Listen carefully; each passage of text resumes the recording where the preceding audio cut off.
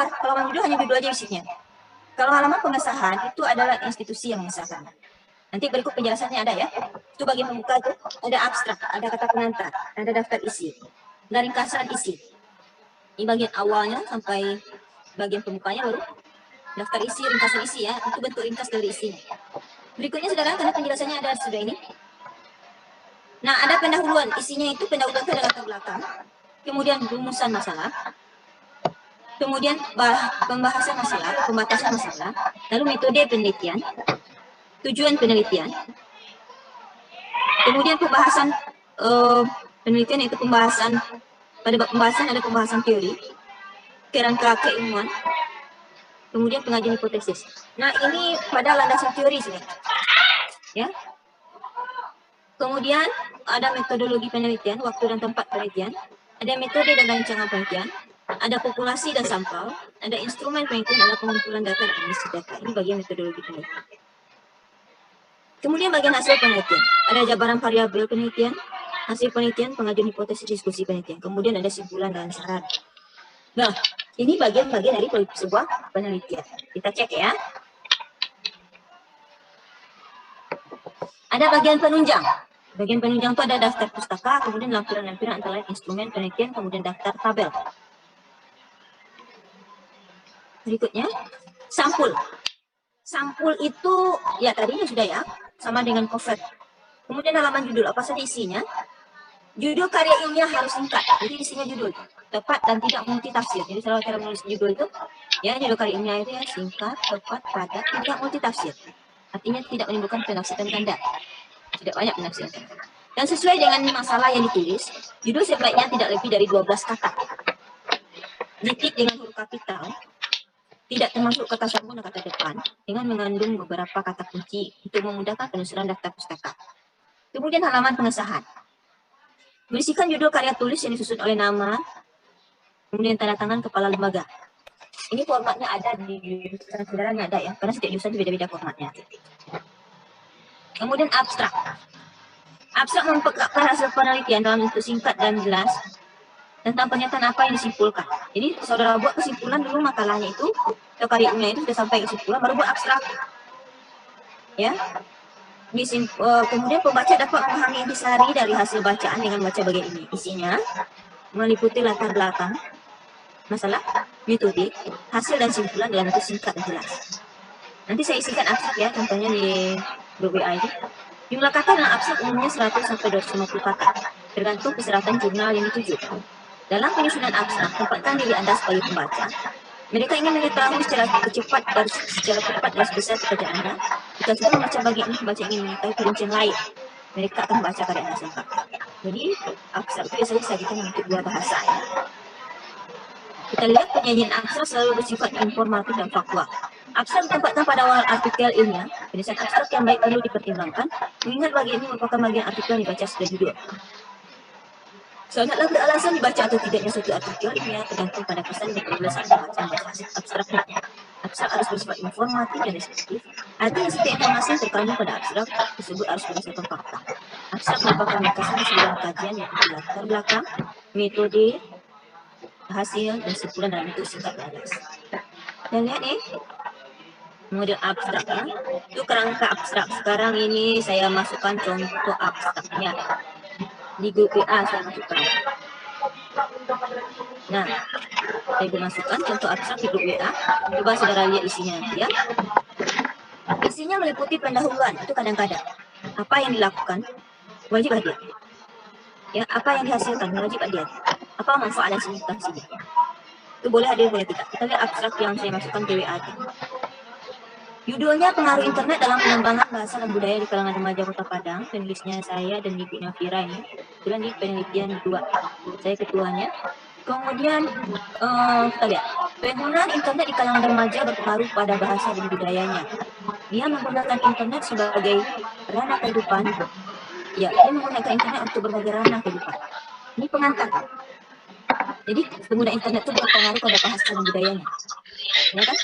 Budaya online sekarang pengaruh dari remaja. Dulu orang tua nak tahu online itu apa ya kan?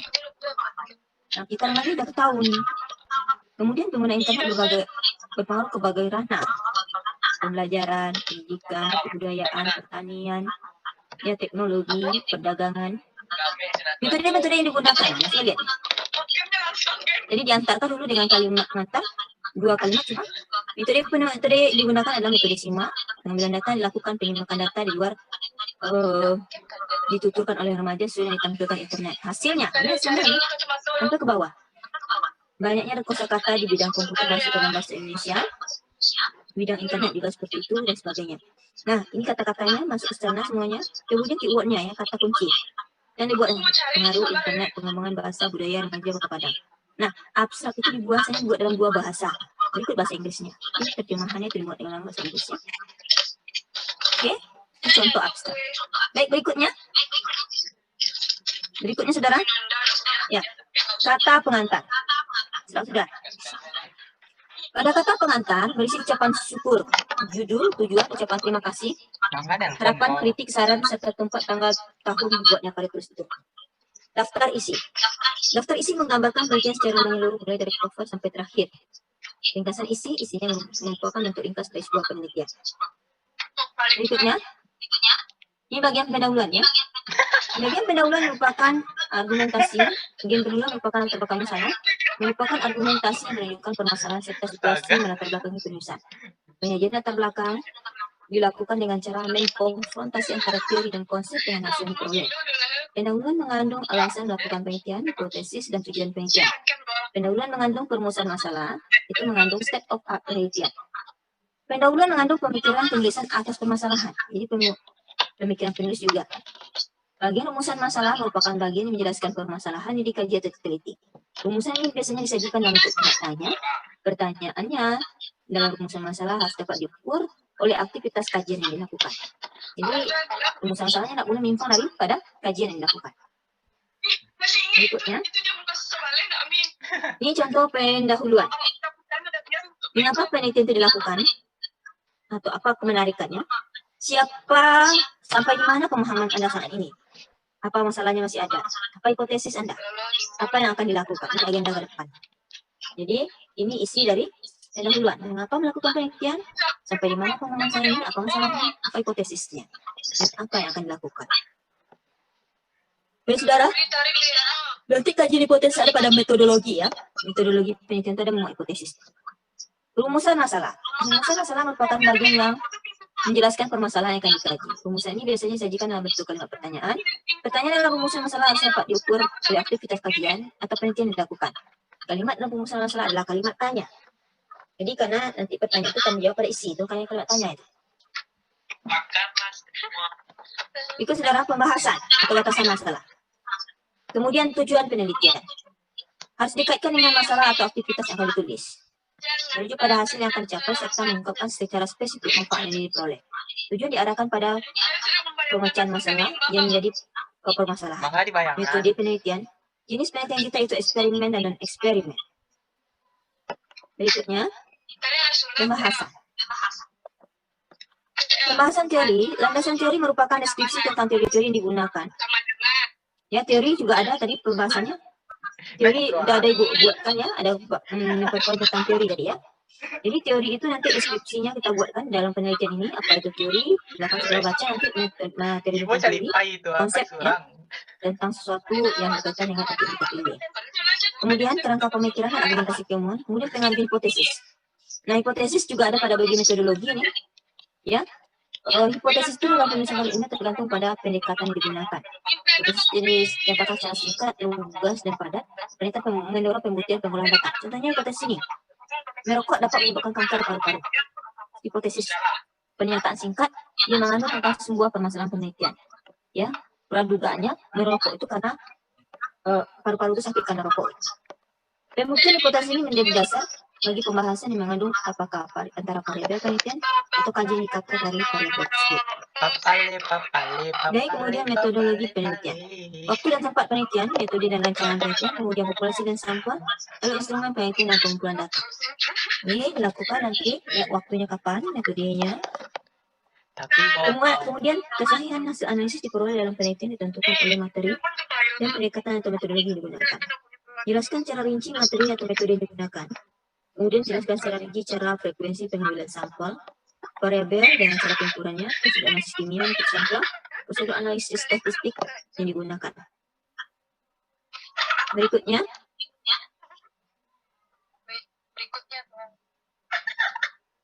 hasil penelitian. Jabaran variabel penelitian, hasil penelitian atau survei, simulasi, modelan, rancangan, Wi-Fi presentasi pembahasan lah, hasil. Pai. Ya, hasil penelitian itu ada Lelak mic, dibuat Pai. dan dianalisis ya. Ini bedanya dengan penelitian biasa atau tulisan biasa. Dia dianalisis, kemudian pembahasannya disajikan dengan sistematis, berurut. Kalau tulisan biasa kan tidak ada hasil analisisnya. Cuma hasil pengamatan saja. Berdasarkan bersama-sama secara terpisah atau uraian tabel gambar ada. Ya, kalau datanya itu penelitian, dia diolah dengan analisis data. Bahkan data mentah juga diolah. Dan data yang dilaporkan sudah harus berupa data yang telah diolah, bukan data mentah. Jadi data-data mentah diolah itu dilaporkan. Kalau tulisan biasa tidak ada data seperti ini, pengolahan data tidak ada. Untuk karya tulis atau karya ilmiah, hasil pembahasan teoritis informasi pustaka akan dipermasalahkan dan pembahasannya dapat diuraikan secara bersama-sama atau secara terpisah disajikan dalam sistematis, rasional, dan lugas. Kemudian pengajuan hipotesis, diskusi penelitian, mengungkapkan pandangan teori tentang hasil yang didapat. Berikutnya, penulisan hasil dan pembahasan.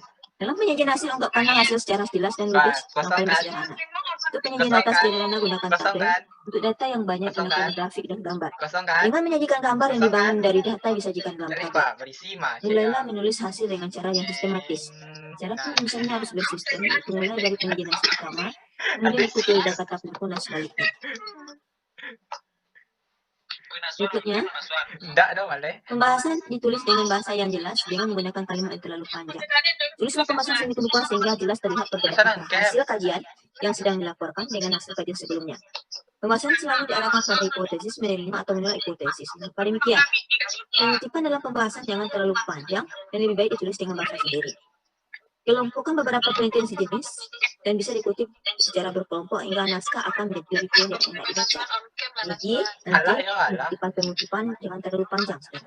Ya, kelompokkan beberapa penelitian sejenis, kemudian saudara buatlah lebih pendek dan enak dibaca.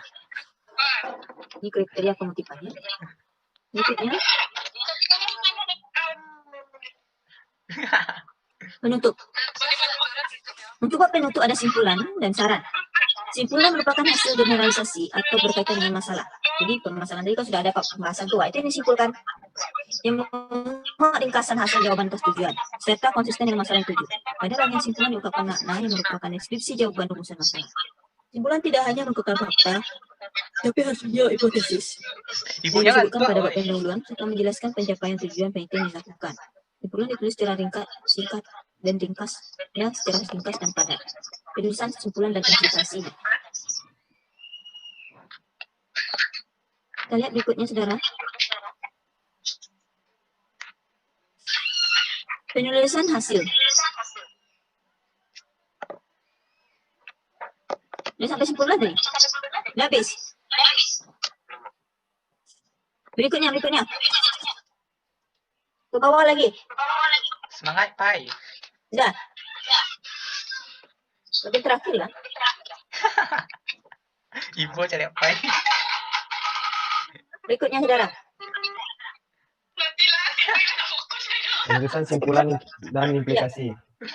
Simpulan adalah jawaban atas persoalan atau hipotesis kajian yang diajukan atau judul.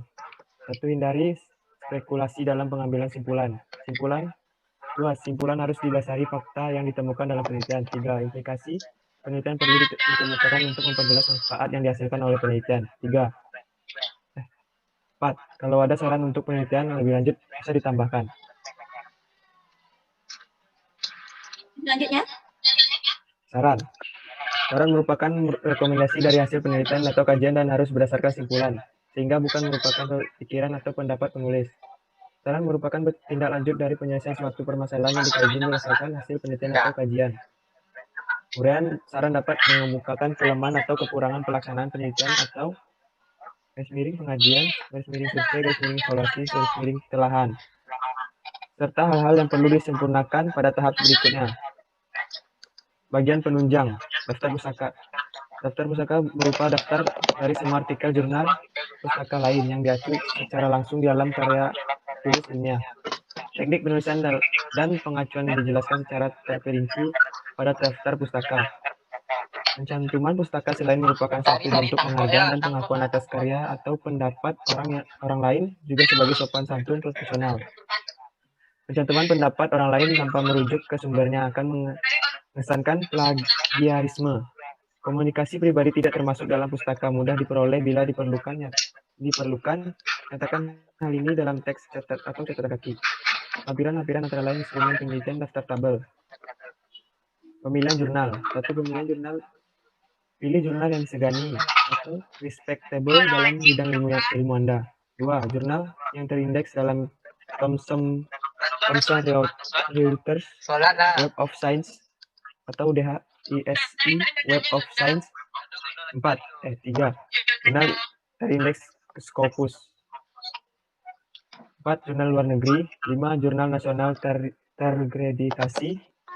6. Jurnal nasional tak terkreditasi.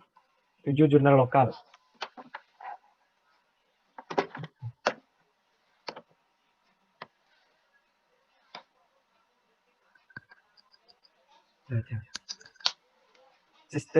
Sistematika skripsi.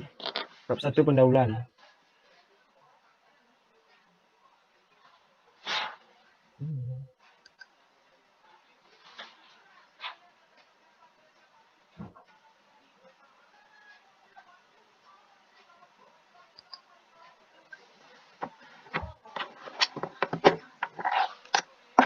Saudara ya, mari bertambahkan ya.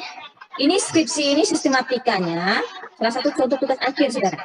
Saudara kan D3, itu tugas akhir namanya. Tugas akhir itu banyak model. Kalau S1 skripsi namanya. Kalau S2 tesis, kalau S3 disertasi.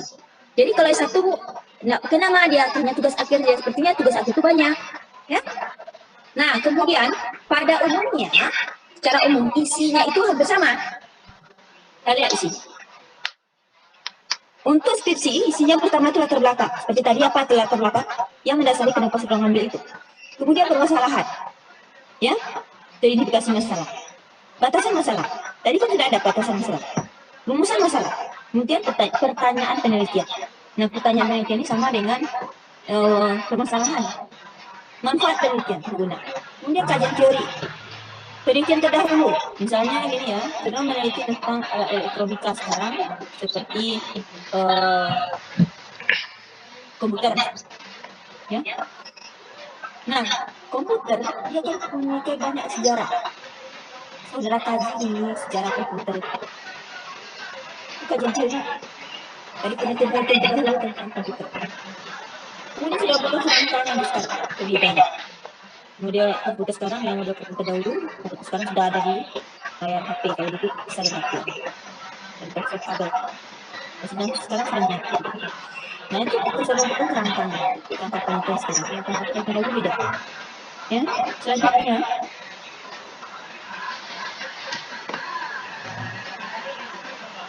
metodologi, jenis penelitian, ya. Kemudian objek dan data penelitian, lalu populasi dan sampel. Instrumen penelitian, teknik pengumpulan data dan analisis data. Itu bagian metodologi. Kemudian bagi pembahasan deskripsi data berdiskusi dulu, kemudian analisis yang dibahas. Analisis data, ini data-datanya dianalisis dulu, pembahasan itu dituliskan, hasil analisis itu dituliskan dalam bentuk pembahasan. Makanya pembahasan dulu. Pada bab ini bentuk kesimpulan masalah. Jadi progres di situ 3 bab, boleh 5 bab. Nah, kalau 5 bab, metodologi dengan kerangka teori itu terpisah. Kalau 3 bab, kerangka teori, metodologi tergantung pada bab 1. Bab 2 pembahasan, bab 3 penutup. Kalau 5 bab dia terpisah, karena kalau banyak bisa dipisahkan. Jadi 1 bab, ya. Baik, ini sistematika pesan makalah. Nah, saya tergabung ya. Kalian. Bagian awal, pendahuluan, halaman judul atau pengantar, daftar isi, daftar gambar tabel. Kemudian bagian isi ada bab pendahuluan, kan dia tergabung 3 bab saja. Terbelakang atas masalah, tujuan dan kegunaan. Bab pembahasan, kajian teori dan pembahasan. Bab berikutnya penutup berupa simpulan dan saran.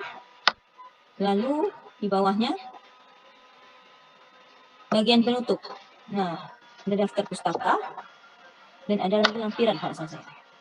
Dan lagi. Ya. Oke, ini sistematika makalah.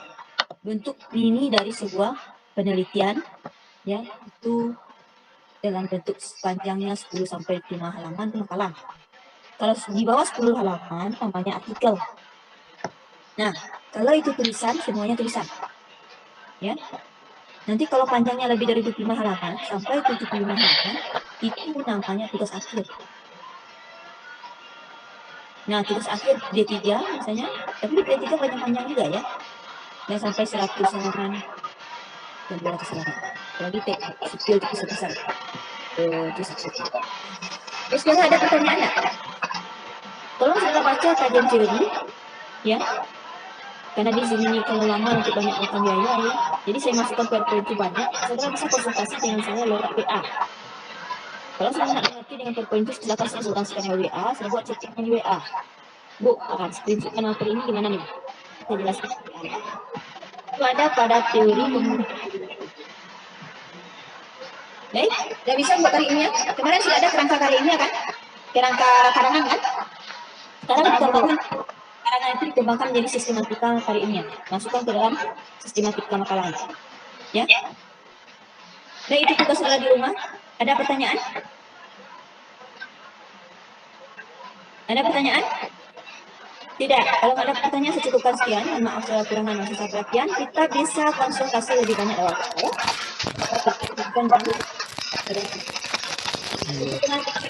Assalamualaikum warahmatullahi wabarakatuh. Waalaikumsalam warahmatullahi wabarakatuh.